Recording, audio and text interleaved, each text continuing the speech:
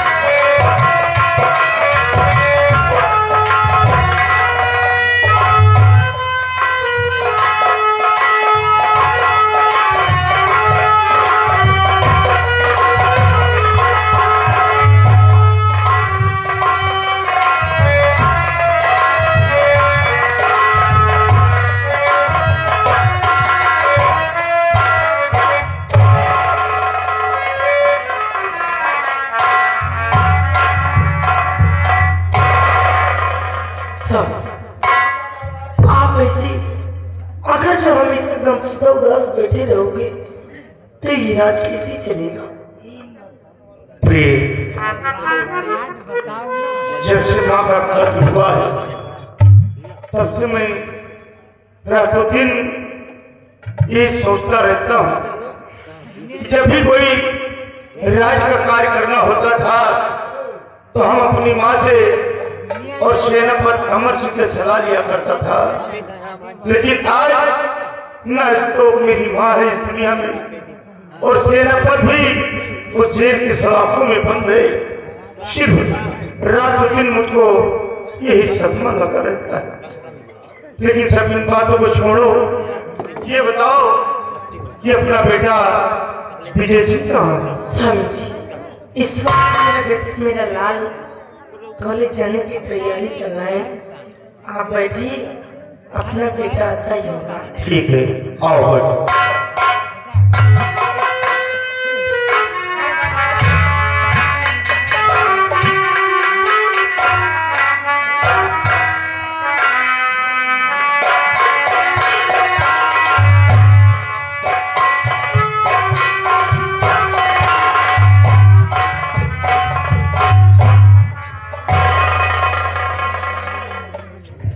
बड़े भैया, ये औरत कौन है जो तुम्हारे साथ में आई है? कौन है भैया? नई रिश्तेदारी है। क्या नई रिश्तेदारी? बड़े भैया, आप बोलते क्यों नहीं? कौन है? भैया, ये कोई और नहीं बल्कि आपकी भाभी है। भाभी? इसका मतलब आपने शादी रचा लिया? हाँ भैया।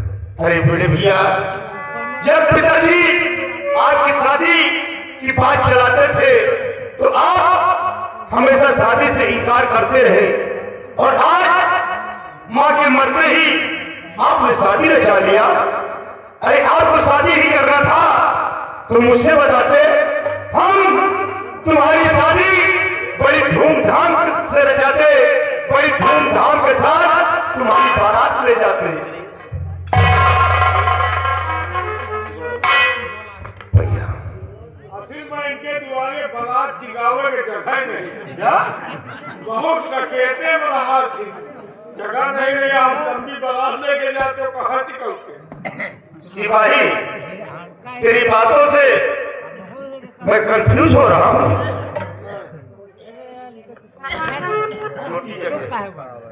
भैया, मैंने इसे प्यार करता था और इन्होंने दूर किया तो मजबूरन इनके साथ शादी रचाना पड़ा है भैया।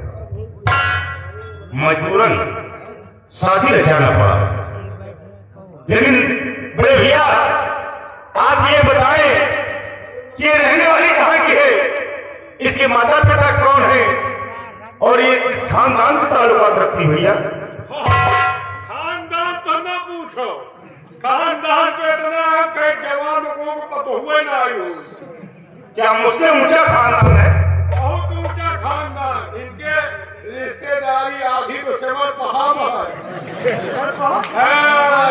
इनके सेवल पहाड़ रिश्तेदारी, हैदरगढ़, गोसाईगंज, भेटरिया, बहुत दूर दूर तक रिश्तेदारी। सफेदाबाद, लखनऊ सब रिश्तेदारी भाई। सेवल पहाड़ में के मौसी है।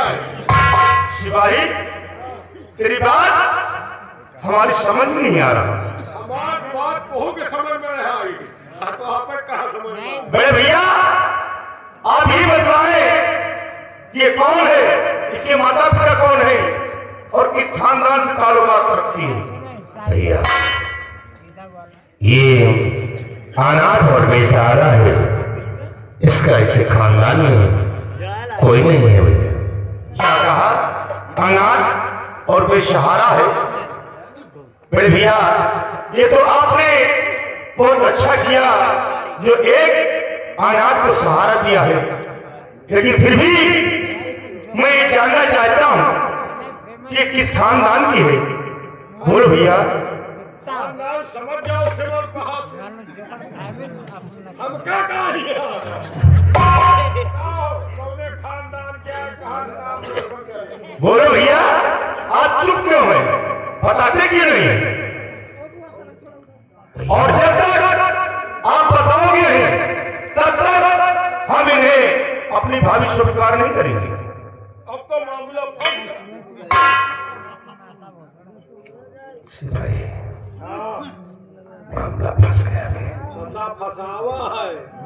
तरकीब निकाल आ रहा। तरकीब का कबो हमको सिखवाए हो। साले को कितने पैसे खर्च किया तेरे पीछे? 50,000 खर्चा के हो कोई लंदन में हमें सबक सिखाया हो। बड़े भैया आप सोचते क्या है, बताते क्यों नहीं? भैया, अगर आप जानना ही चाहते हैं तो मैं आपसे सब कुछ बताऊंगा कि कौन है और कहाँ की रहने वाली है। भैया, कोई और नहीं, ये मुन्नी बाई के कोठे की रहने वाली। मुन्नी बाई? हाँ भैया, ये राम कली है भैया।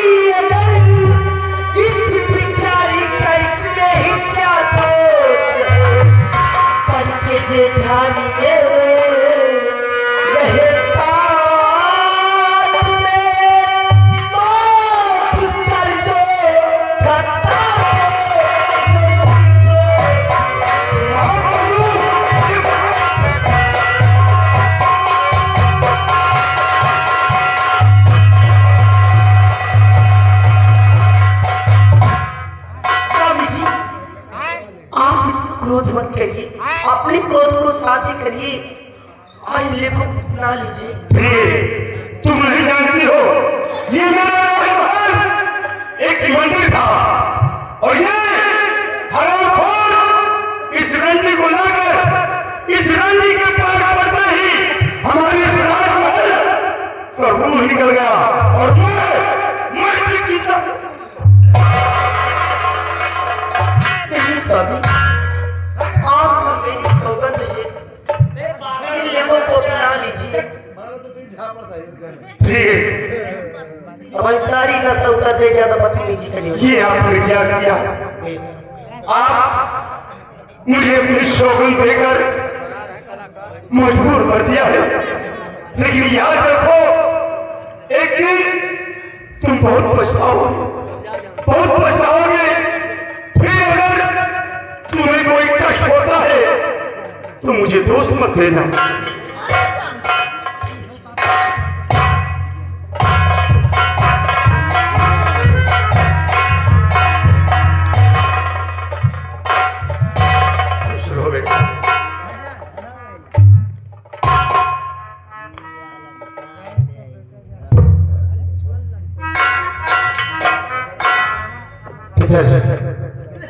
दादाजी के साथी में कौन है? अरे तुम्हारे कई अम्मा प्रिय, देखो अब तुम्हारा बेटा विजय सिंह आया है और इसे बताओ कि ये कौन है। मैं चल रहा हूं।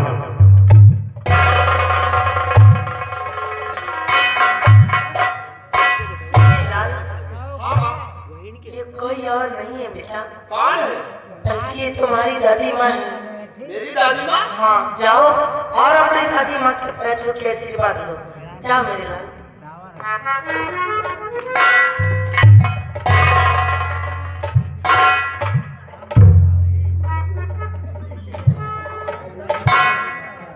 माँ, ये तो बहुत अच्छी बात है।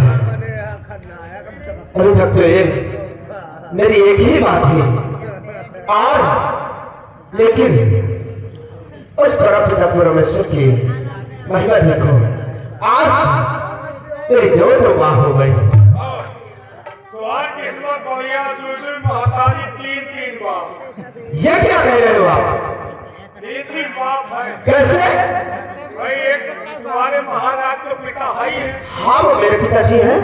और इसको भी लड़की खा ले। ये कौन है? ये मेरे दादाजी हैं। दादा क्या होता है? पिता के तुल्य होते हैं। और मैं क्या हूँ? आप चाचा जी हो? चाचा क्या होता है? चाचा भी पिता के तुल्य। तो तीन हो ही नहीं है। आप भी चाचा जी। माँ देखो, मेरे कॉलेज का समय हो गया और मैं कॉलेज जाना चाहता हूँ। ठीक है मेरे लाल, तू अच्छे से मन लगा के पढ़ाई करना।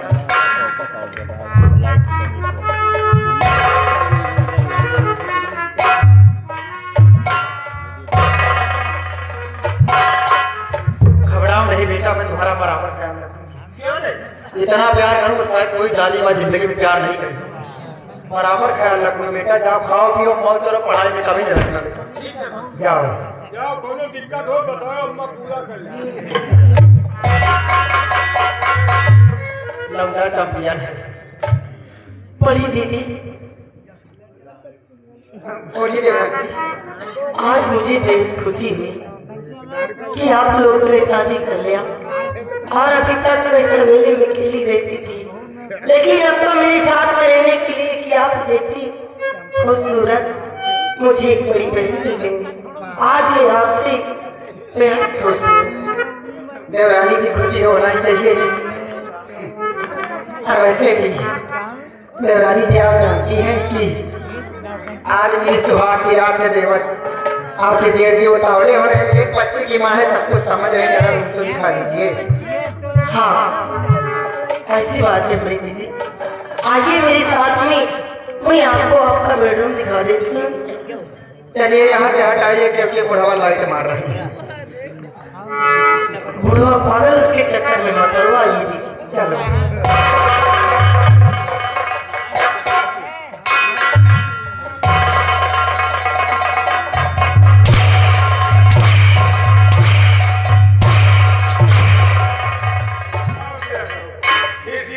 अरे हरामजादे कमीने कहीं के कुत्ते, नालायक साला रिश्तेदारी बता रहा।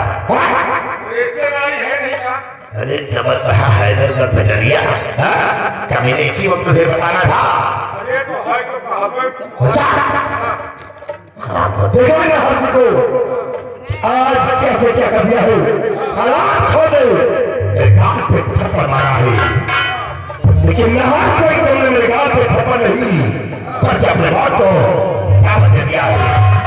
याद रखो यहाँ वो इस थप्पड़ का पता अगर तुम्हारी बात से न छुपाया तो हमारा नाम क्या हो सकती है। याद करिए यहाँ वो अगर एक चुप का बदला न लिया तो समझे कुछ न दिया, खोल गया सुन नहीं हुआ तब तक मैं चैन से नहीं बैठूंगा। कि पानी मेरे पास होगा, लेकिन पानी देने वाला